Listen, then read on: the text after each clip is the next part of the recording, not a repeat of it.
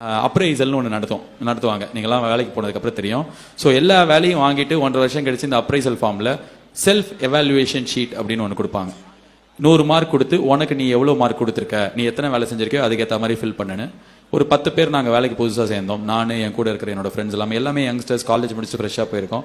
So என்னோட friends எல்லாம் பார்த்தா 100க்கு 65, 66 எல்லாம் கொடுத்துட்டாங்க. எனக்கு ஆல்ரெடி குடும்ப கஷ்டம், நான் வேறு செமையாக வேலை செஞ்சுருக்கேன் அப்படின்னு எனக்கு தெரியும். ஸோ நான் அந்த பண்ண வேலையெல்லாம் வச்சு நான் 96 மார்க் கொடுத்துக்கிட்டேன். எனக்கு எல்லாம் சிரிச்சாங்க, ஐயா பைத்தியம், அங்கே போனால் திட்டுவாங்க உடனே 96லாம் கூட அப்படியே அடிச்சிருவாங்க அப்படிலாம் சொன்னாங்க. ஸோ இந்த அப்ரைசல் வச்சு தான் சம்பளம் உயருமா இல்லைனா வந்து 1000 ரூபாய் உயருமா 20,000 ரூபாய் உயருமாலாம் தெரியும். ஸோ அந்த அப்ரைசல் மீட்டிங்கில் 65 மார்க் கொடுத்து 60 மார்க் கொடுத்து போன என் ஃப்ரெண்ட்ஸ் எல்லாருக்குமே என்ன சொல்லியிருக்காங்கன்னா, ஓ மேலே நான் வச்ச நம்பிக்கையோட, நீ வச்ச நம்பிக்கையோட நாங்கள் நிறையா நம்பிக்கை வச்சிருக்கோம். +5 70 மார்க் இருந்தா போ, நீ எவ்வளோ போட்டிருக்க 60, நான் உனக்கு 65 போடுறேன் போ அப்படின்னு அமைச்சிருக்காங்க. எனக்கு போனேன், நான் 96 மார்க் போட்டிருந்தேன். எனக்கு அவங்களும் அதே 96 மார்க் போட்டு நீ நல்லா வேலை செஞ்சிருக்க போன்ட்டாங்க.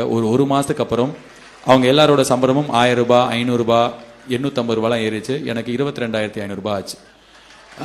என்னோட லைஃப்பில் என்னோட முதல் லெசன் அது. யாருக்குமே அவங்க மேலே நம்பிக்கை இல்லை அப்படின்னா, நம்மளை நம்பலை அப்படின்னா அடுத்தவங்க நம்மளை நம்பவே மாட்டாங்க. அது வந்து நான் அன்றைக்கி கற்றுக்கிட்டேன். இப்போ எல்கேஜி படம் அப்படின்னு ஒரு படம் எடுக்கும் போதும் என் கூட இருக்கிற என் ஃப்ரெண்ட்ஸே சொன்னாங்க, பாஸ் 10 படத்தில் காமெடியாக நடிச்சுட்டு போங்க, சும்மா உங்களை வச்சு யார் 4 கோடி ரூபாய் போட்டு படம் எடுப்பாங்க அப்படின்னு 2 வருஷம் முன்னாடி. இல்லைடா, யாராவது ப்ரொடியூசர் கிட்ட போய் 4 கோடி ரூபாய் போயிடும் பாஸ், அதெல்லாம் வேணாம், நீங்கள் நடிச்சுட்டு போங்க, 30 படம் 2 வருஷத்தில் பண்ணிடலாம் அப்படின்னாங்க. இல்லை வேணாம், அந்த 30 படத்தில் வந்து மொக்கையாக நடிக்கிறதுக்கு நான் எனக்கு ஒரு நல்ல படம் எடுத்துப்பேன்னு நினச்சி என் மேலே இருக்கிற நம்பிக்கையில் நான் போனேன். இன்றைக்கி 5 கோடி ரூபாய் போட்டு எடுத்த படம் கிட்டத்தட்ட 4 மடங்கு ப்ராஃபிட் அதை எடுத்து உங்களுக்கு கொடுத்துருக்கு. காரணம் என்ன அப்படின்னா, மற்றவங்க நம்மளை நம்பலாமல் இருக்கலாம், ஆனால் somewhere you have to believe your self. அந்த பிலீவ் யுவர் செல்ஃப் எல்லாமே வந்து வெளியிலேருந்து எனக்கு கற்றுக்கல, நான் வந்து வேலைக்கு போனதுக்கப்புறம் கற்றுக்கல, என் காலேஜில் நான் கற்றுக்கிட்டேன். என் காலேஜ் வந்து என்னோட காலேஜ்ன்ற ஒரு கம்ஃபர்ட் கொடுக்கும். நான் படித்த இடம் அதுதான் உங்களுக்கும். நான் படிக்கும்போது அட்லீஸ்ட் ஒரு 15 வருஷம் முன்னாடி காலேஜில் இந்த மாதிரி ஒரு மேடை கிடச்சதுன்னா ஒரு சான்ஸ் கிடைக்கும், அதில் சான்ஸை நம்மளோட திறமையை வெளிப்படுத்தலாம். ஆனால் இன்றைக்கி உங்கள் எல்லாருக்குமே உங்கள் கையில் இருக்கிற மொபைல் தான் உங்களோட மேடை. இந்த மொபைலில் போயிட்டு நான் நகை வெட்டினேன்னு ஃபேஸ்புக்கில், இன்ஸ்டாகிராமில் ஸ்டோரியும் போடலாம். அதே மொபைலை யூஸ் பண்ணி இந்த மாதிரி பாட்டு, ஷார்ட் ஃபிலிமு, கோலம் போடுறது, எனக்கு மசாஜ் நல்லா பண்ண தெரியும், எங்கள் தாத்தா டெய்லி நான் கால் பிடிச்சி விடுவேன், நீங்கள் போட்டால் கூட நீங்கள் வைரல் ஆவீங்க.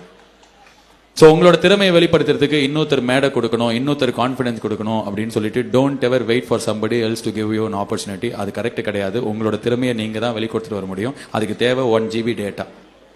உங்கள் எல்லாருக்கும் ஜியோ ஃபோன் இருக்கும், ஏதோ ஃபோன் இருக்கும், அதில் இருக்கிற டேட்டாவை தயவுசெய்து அதை யூஸ் பண்ணுங்க. அண்ட் ஃபைனலி காலேஜ் மேனேஜ்மெண்ட்டுக்கு ஒரு ரிக்வெஸ்ட். நான் நிறைய காலேஜில் போகிற இடத்துலாம் இதை சொல்லுவேன். என்விரான்மெண்ட் சயின்ஸ்னு ஒரு சப்ஜெக்ட் இருக்குது. அது எதுக்கு இருக்குன்னு அதுக்கே தெரியாது. ரொம்ப வருஷமாக நான் படிக்கும் போதுலேருந்தே இருக்குது. அது எழுதும் போது சும்மா ஓபியில் ஒரு சப்ஜெக்ட் இதில் குத்தி விட்டுறக்கூடாதுன்றதுக்காக எழுதுவோம். ஸோ அந்த மாதிரி இருக்கிற சப்ஜெக்டை உங்கள் காலேஜில் ஒரு ப்ராக்டிக்கல் ஸ்டடியாக வைங்க.